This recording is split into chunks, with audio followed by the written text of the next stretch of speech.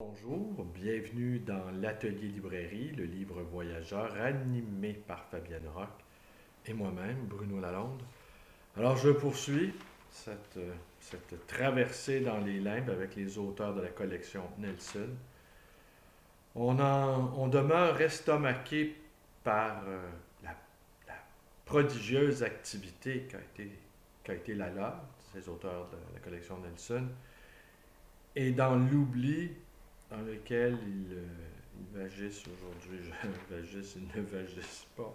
Dans l'oubli dans lequel ils baignent, ouais, vagissement, les limbes, on imagine des âmes flottant dans les terres. Et bien, c'est un peu ça d'une certaine façon. Ils flottent dans les terres. On peut écrire énormément, on peut consacrer sa vie à une activité difficile, en tout cas pour beaucoup d'écrivains. Et, et voir, ben, on ne le voit pas, mais et, en tout cas, c'est une épreuve, je vous dirais. C'est une épreuve. Quiconque se pique d'écrire devrait garder en tête, en fait, c'est sans doute le cas ici, devrait garder en tête que nous n'écrivons que pour nos contemporains. Et j'aurais même tendance à dire, nous n'écrivons que pour nos exacts contemporains. Pour comprendre les références à demi-mot, pour comprendre l'univers évoqué, eh bien, il faut avoir les mêmes clés, avoir les mêmes codes, avoir un même langage. Alors aujourd'hui, 24 juin 2018, je vous parle d'André Lichtenberger. Lichtenberger est né en 1870 à Strasbourg. Il est décédé à Paris en 1940. Le dernier livre qu'il a écrit, il l'a publié en 1940. Et il était effaré, bouleversé, contrit, dévasté par cette défaite rapide, éclair, cette défaite foudroyante de l'armée française aux mains de l'armée allemande. Il y a un de mes bons amis qui m'a parlé d'un livre, L'Extase totale, où un historien qui nous révèle que les Allemands, l'armée allemande et le chef Adolf Hitler étaient des junkies. Euh, ils étaient, ils prenaient en abondance des, des amphétamines et que quand je repense au livre L'étrange défaite de Marc Bloch, il dit à quel point les Allemands sont jeunes et rapides et ils n'hésitent pas à attaquer avec une sorte de violence incroyable. Mais quand on, on garde présent à l'esprit qu'au fond, ils étaient complètement drogués, à un point tel où cet ami me révélait que toujours pendant la campagne de Russie, la terrible et dévastatrice campagne de Russie, eh ben, les soldats allemands étaient tellement drogués qu'ils ne s'apercevaient même pas qu'ils perdaient un pied, des orteils, un bout de jambe, une main, tant ils étaient sous influence, l'influence dévastatrice, ravageuse des amphétamines. Alors, oui, oui, l'entrée, la, la drogue en quantité industrielle, la drogue, eh ben, était à l'origine de cette, entre autres, de cette incroyable et rapide victoire. Mais André Lichtenberger n'a pas été connu pour ce dernier livre, écrit donc Pourquoi la France est en guerre. Il a été connu pour une série de livres pour enfants, en fait deux ou trois, ou quatre peut-être, la série Trott. Et celui dont je vais vous parler, c'est La petite sœur de Trott. Et c'est avec ce livre-là, avec cette série-là, Trott, qu'il a remporté un immense succès. Aussi, on pourrait rajouter ici que Lichtenberger a été un spécialiste du socialisme, il a fait son doctorat sur le socialisme au 18e siècle. Alors, quelle est l'histoire de la petite sœur de Trott? Eh bien, Trott a 8 ans et il a une sœur. Et Et au début de l'arrivée de cette petite sœur-là, il la considère comme une intruse. Il est déçu de ne plus être l'objet de toutes les attentions.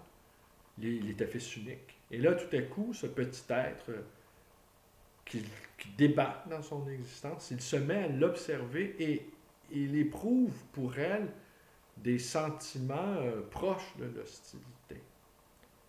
Jusqu'au moment où la petite sœur tombe gravement malade et cela le secoue, cela le bouscule à un point tel que tout à coup, il se met à la regarder autrement et il se met à l'aimer. Alors, il se met à l'aimer, il devient le gardien de sa petite sœur, il la fait rire, il s'en occupe. Alors, c'est un roman de l'amour entre un roman pour enfants, de l'amour que l'on puisse éprouver pour soit un frère, soit une sœur. On, si on examine les diverses critiques, eh bien, ça aurait terriblement vieilli. Ça aurait terriblement vieilli. Et ça serait même incompréhensible pour les contemporains d'aujourd'hui. Les livres pour enfants de Lichtenberger. Et ça se passe, entre autres, dans la très haute bourgeoisie. Très haute bourgeoisie aujourd'hui, dont en fait on ignore tout. On se contente de clichés, on se contente d'images racoleuses, mais on n'a pas idée en fait de ce qui se passe vraiment. Est-ce qu'il y aurait un romancier, une romancière qui pourrait nous narrer dans le détail les mœurs de cette très haute bourgeoisie? Il faudrait d'abord y appartenir, ou enfin, sans y appartenir, il faudrait avoir une sacrée capacité d'imagination.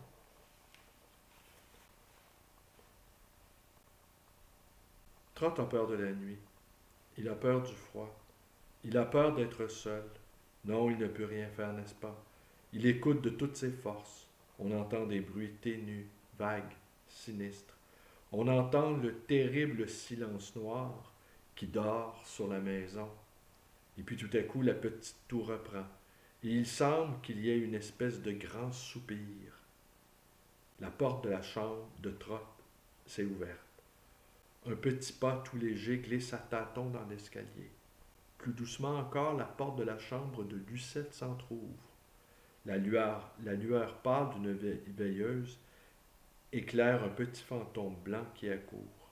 Ce n'est pas l'ange redouté. Le petit fantôme s'assied sans bruit sur une chaise à côté du berceau. Il se penche sur le petit être qui dort et saisit une de ses petites mains moites. Maintenant, elle est entourée. L'ange ne pourra pas la prendre.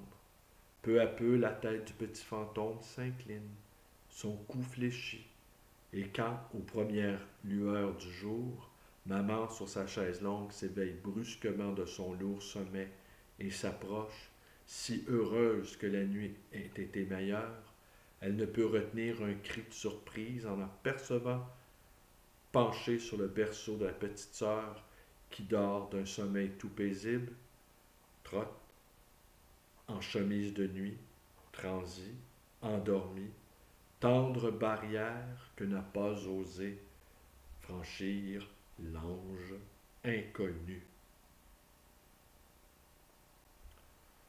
Ouais, ben voilà. Hein? C'est le style est complètement.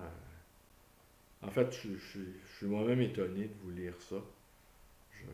Les quelques-unes qui écoutaient mes vidéos, ben, sachez que c'est une sorte d'épreuve pour moi, mais en même temps, j'apprends sur cette France du début du siècle, la mentalité, cette France d'avant la Première Guerre mondiale. Ça a été publié en 1892, si je ne m'abuse, la première édition. Oui, 1898, pardon. Et pour l'étude des mentalités, eh ben, c'est précieux. Boltanski, l'artiste contemporain, qui a travaillé sur des questions de l'image, de la propagande de l'image, ainsi que Didier Huberman, aurait matière à réfléchir, il y aurait matière à réfléchir sur comment le mécanisme idéologique fonctionne. Et sans nous tendre un miroir sur notre propre fonctionnement idéologique interne, sans doute, on pourrait réfléchir à la manière dont nous, contemporains, sommes englués dans un monde qui est idéologique. Et comment ça nous façonne, hein, nos a priori, nos préjugés, notre manière de voir le monde, comment elle est induite, cette manière-là, et quels sont les mécanismes d'induction. Alors, c'était également le 279e de la collection de Nelson. Cet exemplaire-là est-ce qu'il y a quelque chose de particulier? Il a été payé 35 sous. Il n'y a aucune annotation. Les pages ne sont pas cornées. Il n'y a pas de jaquette. Et puis voilà. Alors, c'est tout pour aujourd'hui. Je vous remercie d'être avec moi. Vous connaissez la suite. Vous pouvez vous abonner à mes vidéos. Mais je vous invite surtout à vous abonner aux vidéos de Fabienne Rock, qui peu à peu prend beaucoup de plaisir à faire des vidéos. Il y a quelque chose, hein, le rapport à son propre corps, quand on sait, et même le bafouillement. Hein. Il y a presque à chaque lecture, je bafouille au moins une fois ou deux, sinon trois. Et à chaque fois, j'en ressens un vif déplaisir. Mais j'ai pris l'habitude de ne faire qu'une track, qu'une piste. Et c'est comme ça que j'ai adopté c'est comme ça que j'ai pu faire plus de 1300 vidéos. Autrement, ça aurait été impossible d'arriver avec des vidéos parfaitement au point, en tout cas avec des effets visuels, des effets sonores, une lecture impeccable, un texte préparé. Alors, elles sont toutes improvisées, en tout cas presque toutes improvisées. Et à force d'en improviser, on acquiert, je dirais pas un certain talent, c'est exagéré ici, mais on acquiert en tout cas une certaine habitude d'en faire. Et surtout, on apprend à vivre avec cet autre-là, fantomatique. Sur ma première chaîne, la première chaîne a été vue, les vidéos ont été vues l'ensemble 270 000 fois, certaines d'entre elles beaucoup de fois. Et je me souviens à l'époque, quand j'en faisais beaucoup, il y avait toujours une vidéo à quelque part qui était écoutée dans le monde. Il y avait toujours quelqu'un qui m'écoutait. Alors c'est assez curieux, on vaque à ses activités, on lit, on écrit un peu, on vend des livres, on se promène, on dort. Et pendant qu'on existe sous la forme réelle, incarnée, eh bien, cet autre-là, fantomatique, apparaît sur un écran. Quelque part, sur cette très petite planète qui se réduit comme peau de chagrin. Alors, je vous remercie d'être avec moi. Portez-vous bien. Alors, oui, voilà. C'est ce que expérimente Fabienne, le dédoublement virtuel. Une nouvelle manière d'être en rapport avec son image, et laquelle image transforme le rapport qu'on a avec son propre corps. Probablement Merleau-Ponty aurait eu beaucoup de choses à dire sur cette manière d'habiter autrement son corps et la cohabitation avec ce corps virtuel qui vit par lui-même une vie autonome. Il faudrait relire les pages importantes de la phénoménologie de la perception. Merleau-Ponty a travaillé sur cette question-là centrale du corps et en tant que phénoménologue, c'est là qu'il a compris que le corps était l'assise de toutes nos perceptions. Je vous remercie d'être avec moi. Portez-vous bien. Les œuvres qui sont derrière moi sont de Fabienne Rock. Et je nous invite, je ne peux pas m'inviter moi-même, mais je vous invite à nous rendre visite à cet atelier librairie 2319 rue Bélanger, où vous pouvez nous téléphoner dans le 514-736-0999 sur la ville de Montréal. Merci, bonne journée à tous.